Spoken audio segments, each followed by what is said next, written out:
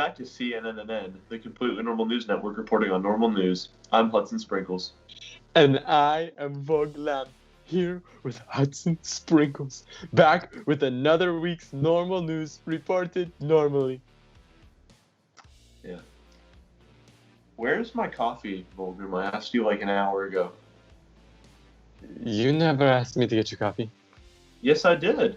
No, you didn't. I asked you like 30 I know. minutes ago I do not to make get my mistakes. You coffee. made a mistake. You I didn't did not do make it. mistake. Enough. Nope. You did. Our first story begins with Judy Kashner, a woman living in Oregon, was shocked to learn that she had died after her bank claimed she had passed away when she tried to purchase a new septic tank. Must have been a crappy day for her. That was beautiful. You are so good at what you do. All right, let's see if you can do as good. All right. A man from Illinois chose to keep a sandwich which had been half eaten by Richard Nixon for 60 years. He first grabbed the sandwich on September 22nd, 1960, and it resided in his freezer in a container that is labeled "Save, do not throw away." But just to be sure that this is correct, on the ground we have our site reporter Winifred. What are you hearing, Winifred? I touched the cereal! What? Huh? Well, that was good. I'm so sorry, Mr. Sprinkles. This normal happening? It's okay. That was amazing. Now, let's get her back live. Why me? Why? This is amazing. I love this. We'll be seeing you later. Here next time on Completely Normal News. Winifred?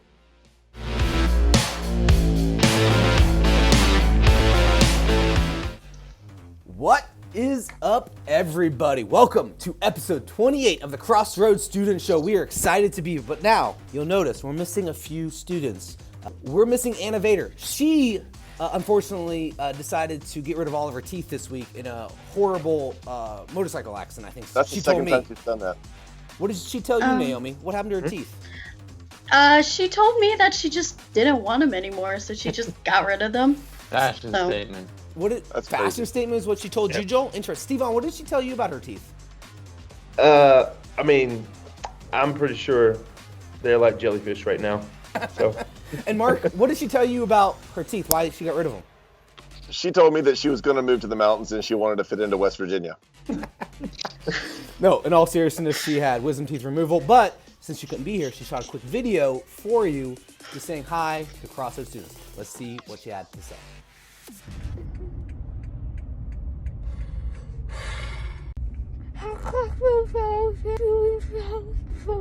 Hi. Hi. She's crazy, man. Oh my goodness. I'm so Good happy. job. She did. I'm just going to say this. Any student watching, when you get your wisdom teeth removed, you have to record a video. It is mandatory. Immediately Yes. after, because it is wonderful. But Mark, wait a second. Wait, who's you? You look better than normal. Yeah, I had my hair done. What's different? wow. What's different? The facial tone is just like so much purer. Yeah. Yeah. You're rocking a Minecraft vibe right now. Yeah, well, Very wide-eyed. right. But So tired I've and been to the sad. tanning bed. Wow. Seriously, Mark, that's it. what's wrong? What do you mean, what's wrong? Something's up with your face, Mark. You can't look this good. I've never looked this good. You have bags on your eyes. That's true. That's also true. What do you mean, Dan? So, I feel like I'm not going crazy. Students in the comments let me know if I'm going crazy, but I think Mark has a bag on his head. Bro, seriously, you're crazy. Yeah, Why that's do you what it I'd looks have to be like. a really good artist. This Yeah. is a safe Drawn place. over the bag. Yeah. Like, You've been beautiful. angry here before. This is a safe place to let us see the true you. So why you. are you Yeah. hiding, Mark? I can't do it, Dan. I can't. Let it out. Let Take it it go. Let it go. If it Don't is a hold bag. it back anymore. Okay, are you It's ready? okay. Yes. Yeah. I'm so ashamed. I don't know what you're gonna see. If there's any young children watching, just cover your eyes. Mark, that's another bag. Mark. What are you talking about?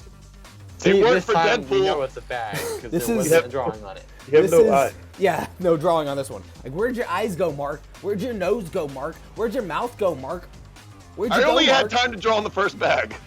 Mark, I think he was trying to follow after Anna's fashion statement footsteps and made a mistake. Joel, I used to like you. Mark, All right, this guys. is everyone in the comments, let Mark know this is a safe place. He can show his true self to us. And Mark, let your feelings out, man. Let them out. Should I let them out of the bag? Yes. Yeah. Yes. Because actually, it's getting hot in here. I 100%. can't really breathe anymore.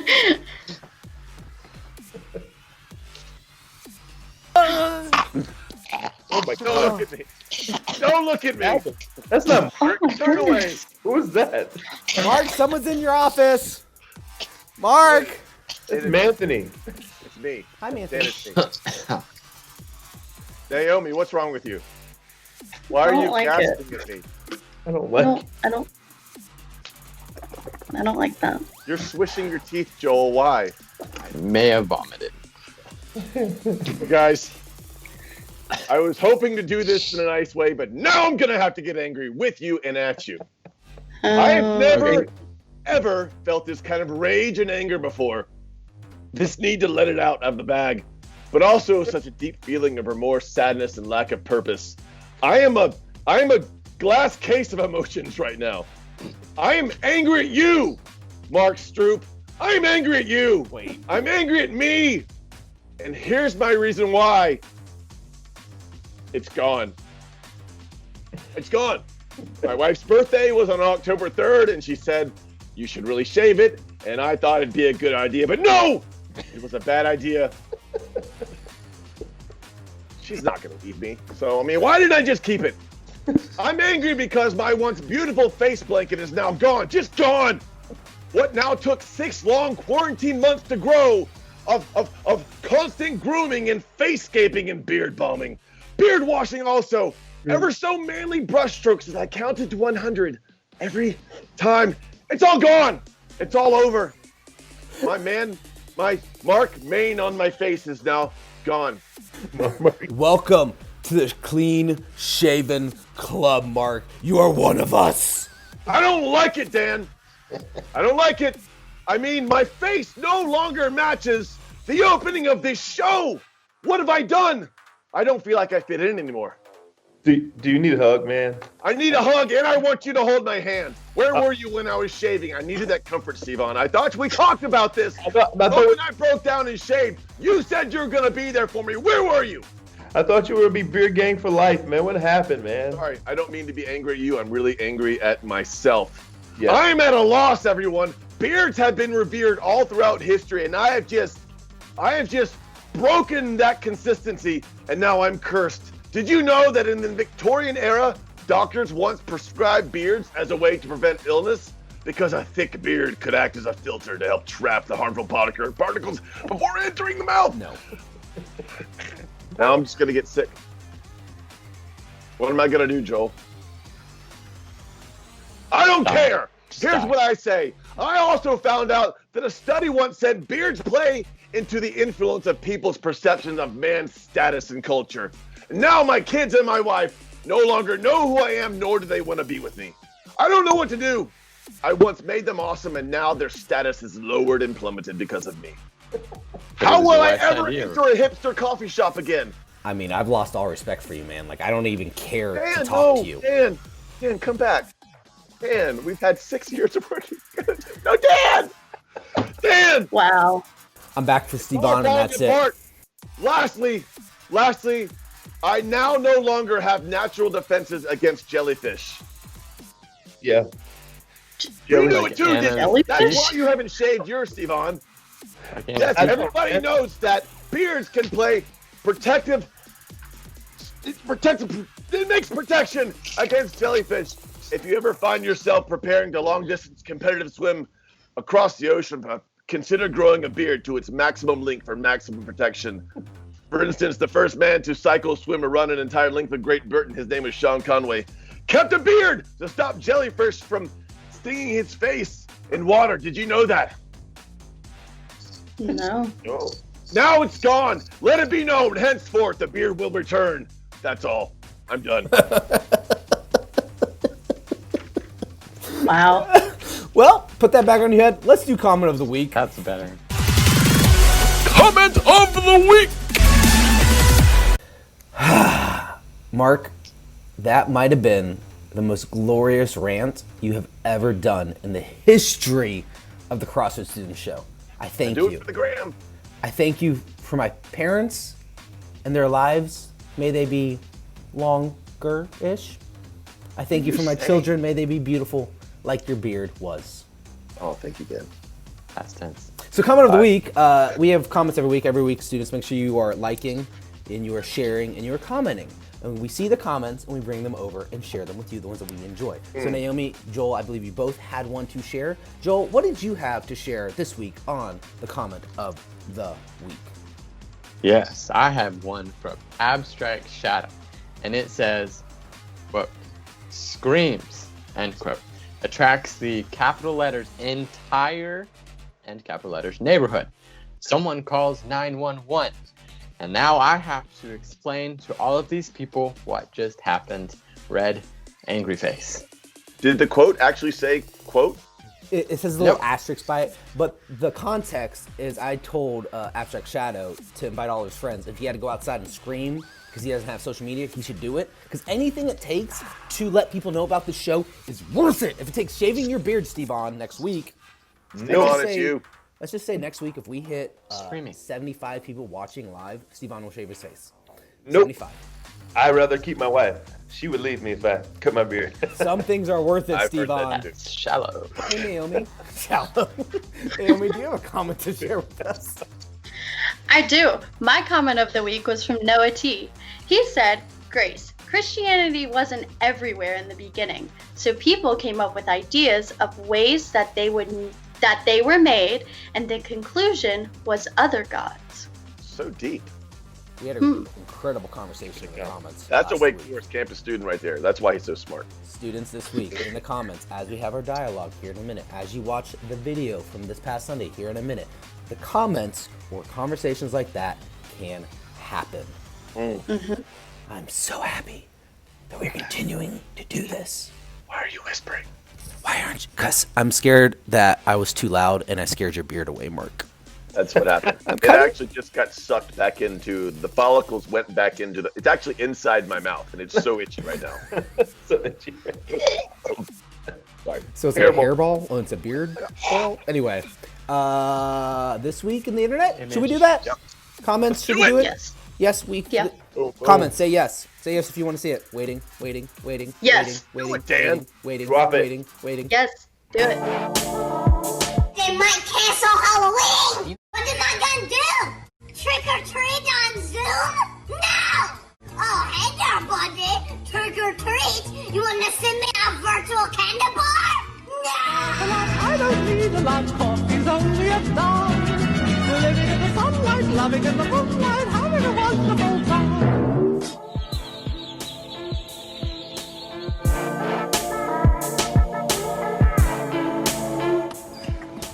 Hi! Hi! Good morning!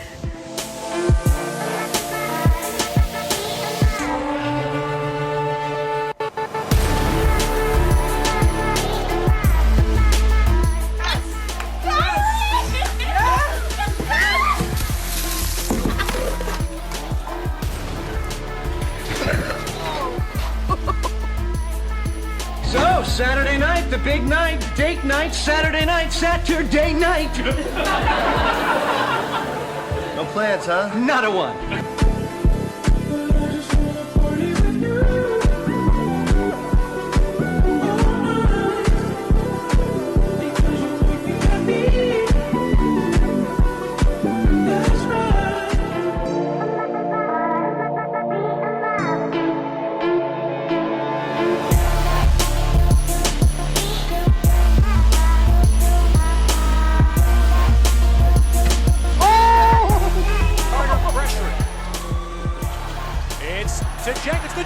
for the win.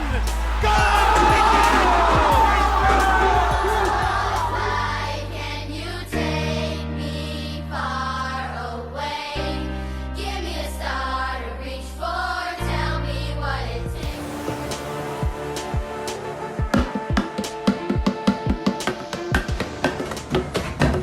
Hey, you get down the fiddle and you get down the bow. Kick off your shoes and you throw them on the floor. Dance in the kitchen till the morning light.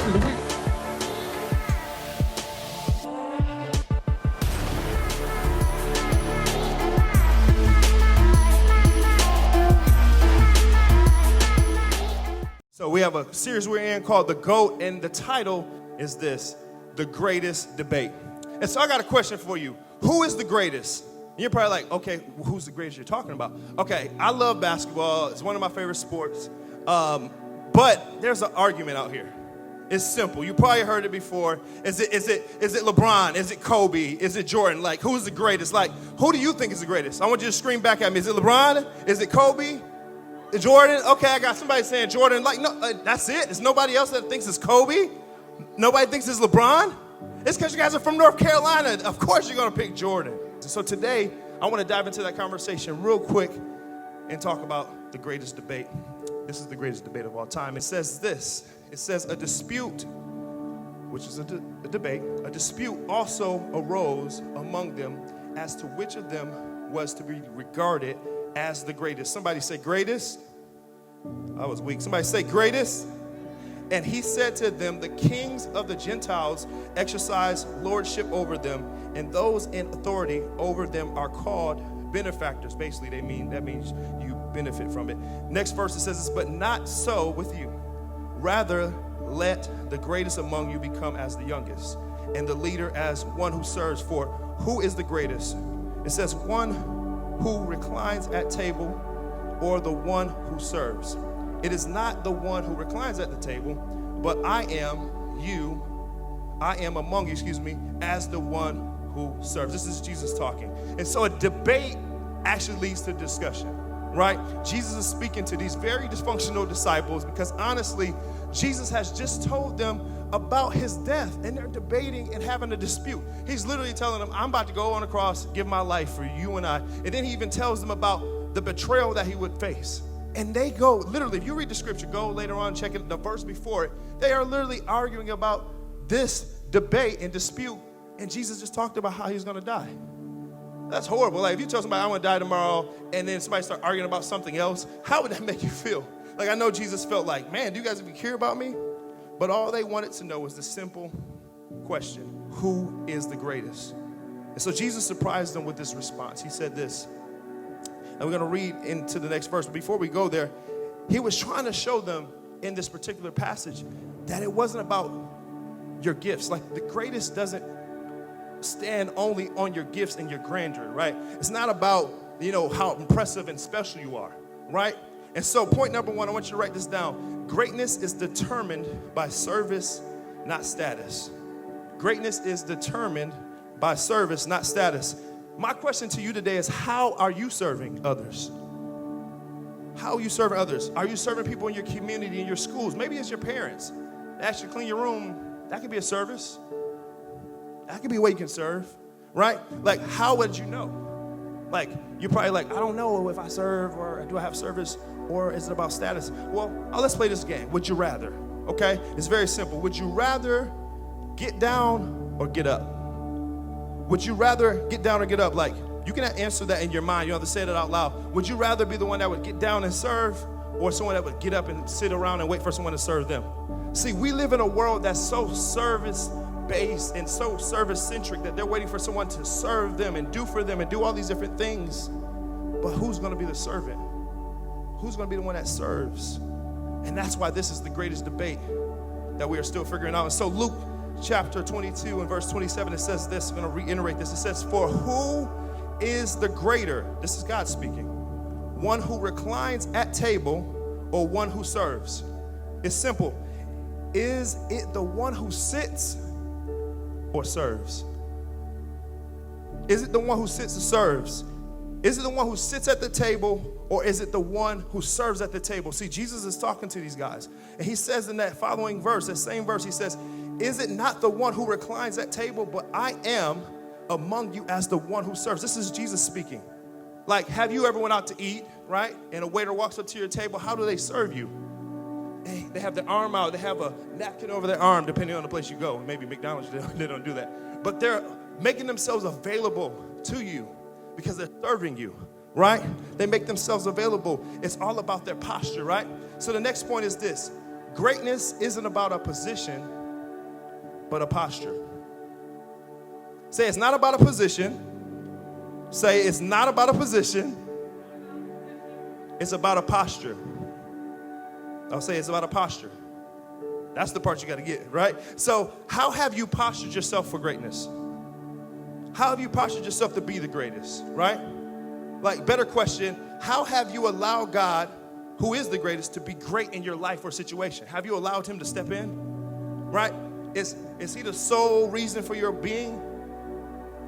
Like, his sole purpose was to be a servant towards his people. He literally came here just for you, wrapped his kingliness inside of a baby just to get here to serve you. And a lot of us don't even deserve his service. But he said, I'm going to die to myself because he's the greatest of all time. And in order for us to be great, we must let the true go into our lives, into our brokenness, right? Into our mistakes and our pitfalls, right? Because he is the only one that can pick us up out of those pitfalls. He's literally down there serving for a reason. He's serving you for a reason. Only a person low enough can actually pick you up from the bottom that you face. Have you allowed him to pick you up from that bottom? Like all the greats that we will talk about this month in this new series, you will see throughout history, they did great things, but none of them, not one of those greats, got out of the grave for you. Not one. They went to the grave, but they never got out. See, he's the GOAT because he did the greatest thing. He got out of the grave. And that same God gives us hope that we will get out of our graves too. Man, that was so good, wasn't it, man? I love what Stevon said. Did you guys hear what he said? He, just like we were talking about on Sunday here at the Wake Forest campus, we're introducing the GOAT, our new series, focusing on the greatness of Jesus and what he did and why we get to and why we should praise him, honestly. And so I love what he's saying, pointing out some great things. And I hope you guys caught that. He said something that I just want to highlight right off the bat. Stevon said greatness is determined by service, not status. Something Jesus calls us to is not to be served, but to serve. And there's greatness and humility. And I love that conversation as we focus on Jesus. That's what he did. What I want to tell you guys real quick, I just want to read a bit of scripture that we talked about just to continue to set up our conversation. But before I do that, welcome Joel, welcome Hunter, and welcome Naomi. I'm glad to be with you. We're going to get to you in one moment, and I can't wait to hear what you have to say. But I want to share this with you. In Luke chapter 22, verses 19 through 24, we spent some time there on Sunday, and it's basically this. It's focusing on that there has only been one person who has had lasting impact over time. We talked about that. It's not MJ versus LeBron. It's not some sort of status competition like that. It's Jesus is the only one whose name is still going to matter in 50 to 100 to 200 years from now, when we might forget everybody else. It's always Jesus. He is the GOAT. And so there's just one thing I want to point out, that in this world we live in our lives, your lives, students as well, we have been conditioned, I think it seems, to miss the greatness of Jesus in favor of the pursuit of the greatness of ourselves or the greatness of recognition in this world. And I think the biggest issue, maybe you guys will agree with this, the biggest issue is that God's definition of greatness and ours, they do not match up at all. We're a lot of times concerned with worldly greatness and what it might get us, but Jesus is trying to get us to see something different. And we see that in the exchange of his disciples who argue like, who among us is the greatest? And it really goes against Jesus' definition. And so I want to ask you guys today, I know you guys were all there Sunday. I know you took it in. I know you soaked it in. And I want to ask you right off the bat, Joel, in your mind, what makes Jesus the greatest of all time? We have so many reasons, but I want to hear from you. What makes him the greatest of all time? Yeah, I mean, like, where to start? Let's just go back to the beginning. Beginning of the Bible, he creates everything. So put him up against LeBron in basketball. don't think LeBron stands a chance if God can create galaxies just by his word. Yeah. And then fast forward to the Gospels, and you see this God that created the universe take on flesh and teach us how to live and show, like you said, being a servant instead of coming to be served. Yep. That just completely blows my mind. Like, wow, how does that work? And then bringing it to today, the fact that what Jesus did 2,000 years ago still has profound effect and uniqueness to my life, to your life, to everybody's life. And I also know that no matter what situation I'm in, he's here with me. Yeah. And he's been with everyone over the span of time, however long time actually has been around. That just blows my mind. If anybody has reason to brag about the greatness, it's Jesus. Jesus, the Bible describes as the Word, who was at the beginning of creation. And what blows my mind, to your point, Joel, is that the Bible describes how God can measure the universe in the span of his hand from fingertip to fingertip. And that's the God we serve, who sent Jesus to serve us.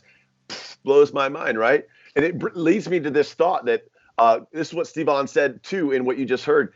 Greatness isn't about position, it's about posture. It's about your willingness, our willingness to submit ourselves before the throne, submit ourselves before God and say, God, use me because I want your will, not mine. And so the thought is, like, for all of us out there, you students as well as you're watching, let me know in the comments below, how are you posturing yourself to be the greatest in and through Jesus, not in and through yourself? And so that makes me think of this next question I want to ask you, Naomi. How does Jesus, with all these things we just said, how does Jesus stand out from other humans, and how does his resurrection impact us today? I mean, to start with that, the first part of that question, he stands out from like all of other humans, not only because of like who he is, but what he did. Yeah. Like he spread positivity and kindness wherever he went, and he just was devoted to serving others and standing up for what he thought was right. And he was just loving and caring to everyone, no matter what was on their skin or how they were feeling. He was just kind to everyone. And then to tackle the second part of that question, his resurrection impacts us so much. I know for me, a big part in the story of his resurrection was him rising from the dead. And that just tells me, okay, we may think that the things we're going through are so horrible, but God is bigger than them, and he's bigger than death. Yeah. So that's huge. What he did, first of all, him just being born was awesome, right? I think there's a Hebrew word, it's dayenu, which essentially they would say something good about Jesus and then say dayenu. If Jesus was born, dayenu, and dayenu basically means it would have been enough. It would have been awesome if he would have done that for us, but he did even more, died and rose again. So he is so great, and there's no way we can deny that. I love what you said, Naomi. But here's a thought that I can't shake. I shared this with our students at the Wake Forest campus on Sunday. It's this fact. We might think we should be great, right? In this world where status and popularity gets us somewhere, right? The likes on the gram get us somewhere. But here's something I shared. The good news about us, about the situation and life we're in, is that we don't have to be great because Jesus is, right? So for us, the greatness of Jesus is what frees us. We don't have to consume our lives, guys, with going crazy, trying to pursue greatness for ourselves.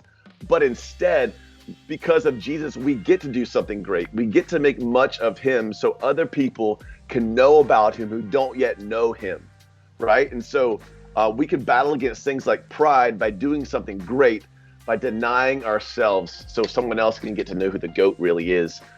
His impact impacts us because this is what we get to do now, knowing that he's forgiven us. And so while I want to tell you students out there, comment on the comment section below. I want to know, how are you living like Jesus? Specifically, how are you serving others?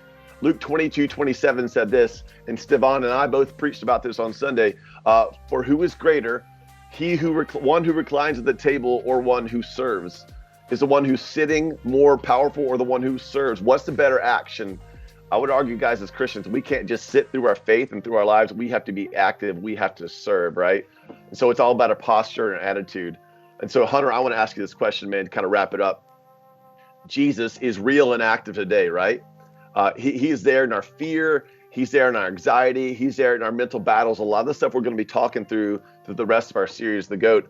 I want to know, how has Jesus supported you in one of these ways? How was he, instead of sitting, how has he served you in one of these ways in your life?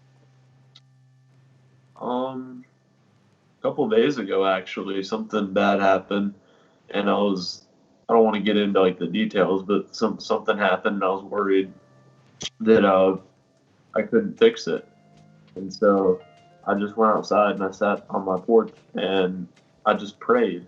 Yeah. And not even 15 minutes later, the problem was solved. Dude, that's awesome, man. Like that. And sometimes, and that's not to say that Jesus is always going to fix your problems. I say that Jesus is always going to do what Jesus needs to do.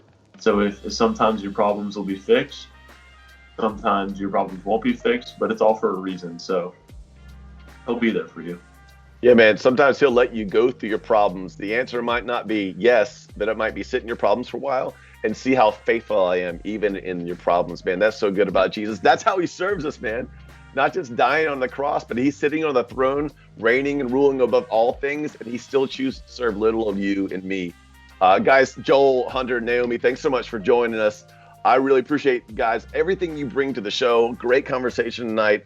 I'll see you guys next time.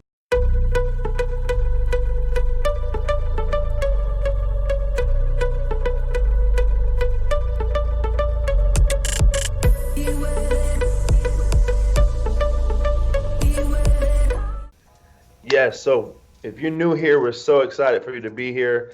You've already stayed this long, so you might as well get connected with us. You know, it's just what we do here. But we want you to be connected. Make sure you screenshot that QR code and finish that form so we can get you fully connected here with us at Crossroads Students, man. So glad that you're here today. We're so glad that Mark shaved his face for you. I'm not. I really want to know how long it's going to take Mark to get his beard back. Like, what, Yeah, 4 days? Like, count the episodes. We could do a time lapse. Every morning, Mark, take a picture of your face until it grows back. Do it. That would be really cool. That would be good. I'm going to start right now. This is your penance for shaving it. Are there any other ways students can remain connected? Joel, what's one? Yes, there's this cool app called Instagram, and we have this account on it, and you can follow it. It's called students.crossroads, and it's got cool stuff. I mean, like, go check it out. I don't want to tell you about it. I'm not going to spoil it. Just go check it out. Spoilers. There's pictures. Naomi, what else? They can share this video with someone that they think should join in on, like, the comments or the message or any ideas that they have or questions they have. Like, share the video. Because Stevan did say, after 100 people watching one video at one time, he will shave his face for us. Right. After 135 people watching at one time, so you just have to invite your friends, so we get 142 people watching this video, and Stevan will shave his face and look like me. Shave my arms. I'm a big arms. Doesn't count. Arms are barely. No. When do we ever see your arms? Your legs are hairy like a young girl. Mark? They're not even that. Your arms aren't even that. Mark, do we have Sunday morning that they can come to as well? We always have Sunday morning, either campus or both campus. Actually, you know, if you're plugged in over campus, make sure you're there at 11 a.m. If you're plugged in here at the Wake Forest campus, we got you at 9 a.m.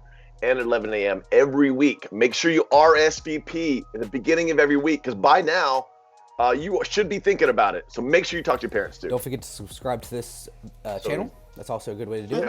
And I think we should also mention small groups are happening. But regardless, this is the end of the show. So everyone here is in the comments and they're saying, why is the show ending? I don't know why the show ending. So to extend the show just a little bit more so you can enjoy every single moment, here's what's going to happen next. We're going to have a 4-way rock, paper, scissors tournament on screen. Stevan, you're versus Naomi. Joel, you're versus Mark. And I am the winner. Okay? So here we go. On shoot. Wait a second. No. Declare yourself the winner. No. Don't worry about it. Let's go. 1, 2, 3. Shoot. I win. Wait. He was late. That was a late. Wow, that was I win. terrible. No. I win. So I win. what just happened, Oh, you everyone, got- is they all didn't play right, so I won the game. So thank you to played me. right. So to Whoa, celebrate wait my a victory, second. you all must now say one nice thing about me. Go, Naomi. One nice thing about me, the winner. You have beautiful Perfect. eyes. Joel, go. Too much. Steven, go. You have great. Slow down, man. Mark, go. I got nothing. Hey, I couldn't find anything either. everyone have a good week. Next week on the show, same time, same place, 7 p.m. YouTube. See you guys.